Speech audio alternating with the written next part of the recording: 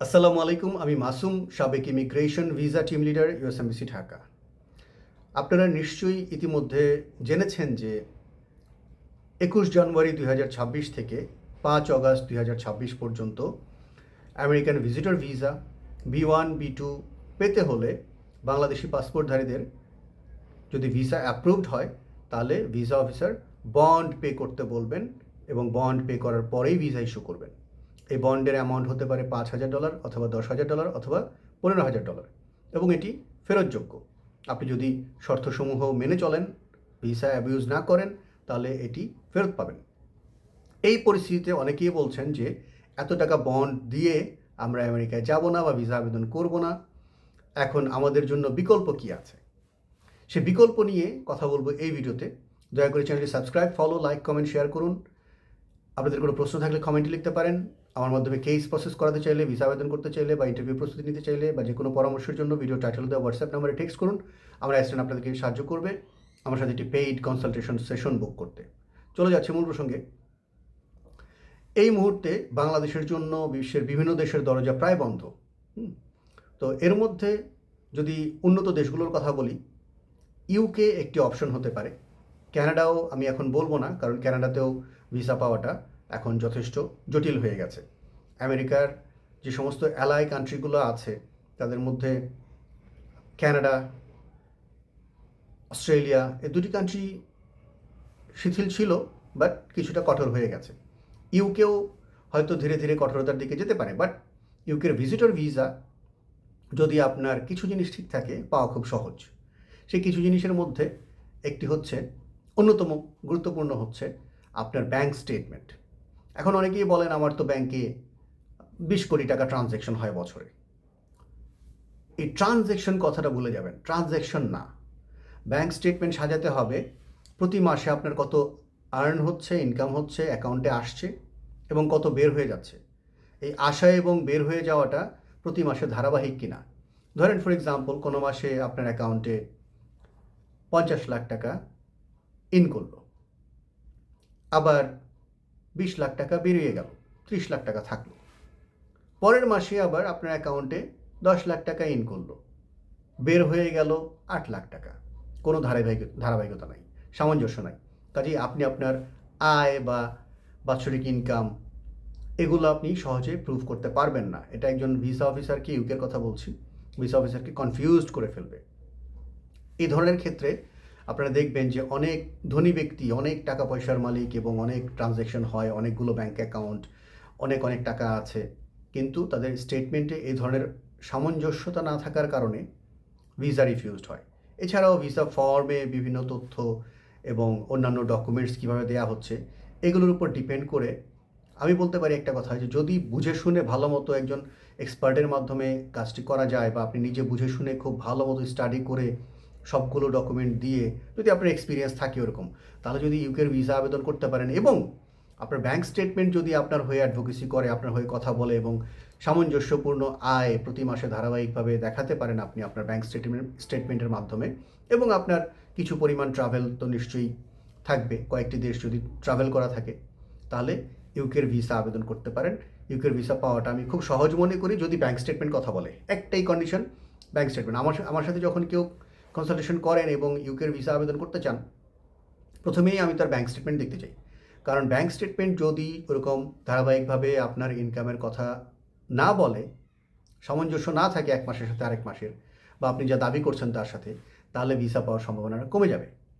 So bank statement ready করতে পারলে ইউকের ভিসা পাওয়া খুবই সহজ, বা যাদের ব্যাংক স্টেটমেন্ট এরকম ধারাবাহিক আছে, সুন্দর আছে, সাজানো গোছানো আছে, তাদের ভিসা পাওয়া বেশ সহজ যদি অন্যান্য জিনিসগুলো ঠিকঠাক মতো প্রেজেন্ট করা যায়।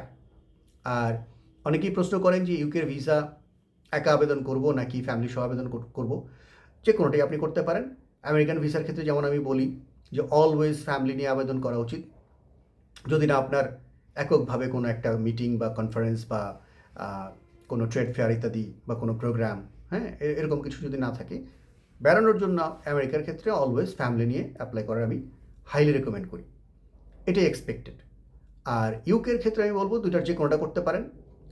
বাট যদি এমন হয় যে আপনার খুব ভালো ট্রাভেল হিস্ট্রি নাই, অল্প কয়েকটা দেশ ঘোরা আছে এবং আপনার ব্যাংক স্টেটমেন্টও মোটামুটি ধরনের, যেটা দেখে বোঝা যাচ্ছে যে হ্যাঁ হয়তো আপনি একার জন্য আবেদন করলে ভালো হবে, তখন একা করাই ভালো। আর যদি এমন হয় যে আপনার বেশ ভালো ট্রাভেল করা আছে, রেগুলারলি অনেকগুলো দেশ ট্রাভেল করেছেন, অ্যান্ড আপনি ফ্যামিলি নিয়েও বেশ কিছু দেশ ট্রাভেল করেছেন, আপনার ব্যাংক ব্যালেন্সও ভালো, ব্যালেন্স বলতে বোঝাচ্ছি যে স্টেটমেন্ট, লেনদেন এবং প্রতি মাসে সেরকম সামঞ্জস্যতা আছে, ইন দ্যাট কেস আপনি পরিবার নিয়েও আবেদন করতে পারেন।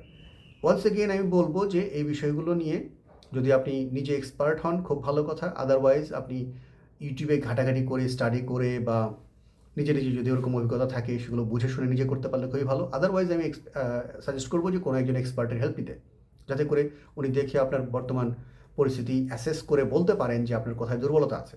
কারণ আমি কখনোই, আমার টেন্ডেন্সি থাকে এরকম যে ভিসা আবেদন করলে যাতে হয়, ভিসাটা রিফিউজ যাতে না হয়, হ্যাঁ, এই জন্য অনেকে দুর্বলতা নিয়েও ঝোঁকের বসে আবেদন করে ফেলেন। আমি এটা খুব মানে এটা থেকে দূরে থাকি। আমি চেষ্টা করি যে ওকে, আপনার এই দুর্বলতা আছে, আপনি এই দুর্বলতাটা 3 মাস 6 মাস সময় নিয়ে কাটান। আপনার ব্যাঙ্ক স্টেটমেন্ট রেডি নাই, আমি বলে দিচ্ছি এইভাবে ব্যাঙ্ক স্টেটমেন্ট সাজান, 6 মাস ধরে সাজান, তারপর আবেদন করেন। ইউকে তো ইউকের জায়গায় থাকবে, বহু বছর ধরে সেখানেই আছে, তারা পালাচ্ছে না। আপনি যেতে পারবেন, 6 মাস পরে যান, কিন্তু এখন শুধু শুধু রাশ করে আবেদন করে রিফিউজ হওয়ার কোনো মানে হয় না। কাজেই আপনারা যারা ইউকের ভিসা আবেদন করতে চান, প্রথমে হচ্ছে ব্যাঙ্ক স্টেটমেন্ট, খুবই খুবই ইম্পর্টেন্ট। এটা যদি সেরকম সাজানো গোছানো হয়, কোনো একজন এক্সপার্টকে দেখাতে পারেন। আমার সাহায্য নিতে চাইলে ভিডিও টাইটেল দেওয়া হোয়াটসঅ্যাপ নাম্বারে টেক্সট করলে আমার সাথে কনসালটেশন করতে পারবেন। আমি দেখে বলতে পারবো যে আপনার ব্যাঙ্ক স্টেটমেন্ট ঠিক আছে কিনা, অথবা কোনো ইমপ্রুভমেন্ট করতে হবে কিনা, বা আপনার ট্রাভেল হিস্ট্রি যথেষ্ট আছে কিনা। সব কিছুর ব্যালেন্স থাকতে হবে, travel, income, bank statement, everything, হ্যাঁ, এগুলো সব কিছুর ব্যালেন্স করেই আসলে বোঝা যায়, সব কিছু অ্যাসেস করেই বোঝা যায় যে আপনার ভিসা পাওয়ার সম্ভাবনা কতটুকু। তো এগুলো যে কোনো একজন এক্সপার্ট, উনি অ্যাসেস করে বুঝতে পারবেন, বলতে পারবেন আপনাকে। আপনার যাকে এক্সপার্ট মনে হয় আপনি তার পরামর্শ নিয়েই বোঝার চেষ্টা করবেন এবং ভিসা আবেদন করতে পারেন। ইউকের ভিসা পাওয়াটা এখনও রিলেটিভলি ইজি, অন্যান্য দেশের তুলনায়, উন্নত দেশগুলোর কথা বলছি, অন্যান্য উন্নত দেশের তুলনায় ইউকের ভিসা পাওয়াটা অনেক ইজিয়ার। আরেকটা কথা বলে রাখি, সেটা হচ্ছে ইউকে ব্রিটিশ সামার মানে one of the most magnificent things in the world, British summer.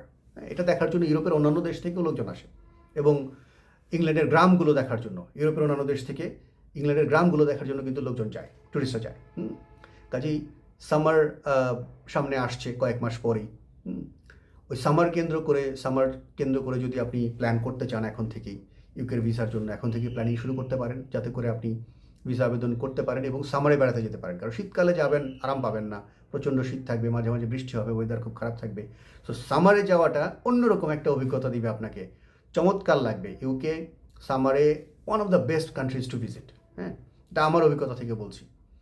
So আপনারা এপ্রিলের পর থেকেই মে, জুন, জুলাই, অগাস্ট এই সময়গুলোতে যদি যান, খুব ভালো এনজয় করবেন। বাচ্চাদের নিয়ে বেড়ানোর জন্য one of the best places, কারণ হচ্ছে আপনার প্রচুর পার্ক এবং বিশাল বিশাল পার্ক। আপনি যে কোনো পয়েন্টে দাঁড়ান না কেন, কিছু দূর হেঁটে গেলেই আপনি একটা পার্ক পাবেন। ওই পার্কে আপনি ঢুকে গেলে সারাদিন ধরে বেড়াতে পারবেন, হাঁটতে পারবেন, ঘুরতে পারবেন, চমৎকার একটা জায়গা। এবং এগুলো এনজয় করার জন্য সামারই হচ্ছে বেস্ট টাইম। সো আমার যে পরামর্শটি ছিল, বিকল্প যারা ভাবছেন যে এখন আমেরিকার জন্য আবেদন করব না, আপনারা ইউকে টার্গেট করে ইউকের জন্য রেডি হতে পারেন। যারা রেডি আছেন আবেদন করতে পারেন, সম্ভাবনা এখনও ভালো আছে অন্যান্য দেশগুলোর তুলনায়। অস্ট্রেলিয়া কিছুটা, অত খারাপ বলবো না, অস্ট্রেলিয়াতেও ভিসা হয়, নিউজিল্যান্ডেও ভিসা হয়। বাট ওয়ান্স এগেন ডিপেন্ড করবে হচ্ছে যে আপনার প্রোফাইল কেমন, আপনার ব্যাঙ্ক স্টেটমেন্ট কেমন, এগুলো ধারাবাহিক কিনা, সামঞ্জস্যপূর্ণ কিনা, আপনার প্রোফাইলের সাথে মিল আছে কিনা, এই বিষয়গুলোর উপর বেস করে আসলে ভিসা অফিসার ডিসিশনগুলো নিয়ে থাকেন। ধন্যবাদ ভিডিওটি দেখার জন্য। কনসালটেশনের জন্য ভিডিও টাইটেল দেওয়া হোয়াটসঅ্যাপ নাম্বারে টেক্সট করুন, আমার অ্যাসিস্ট্যান্ট সাহায্য করবে। আসসালামু আলাইকুম।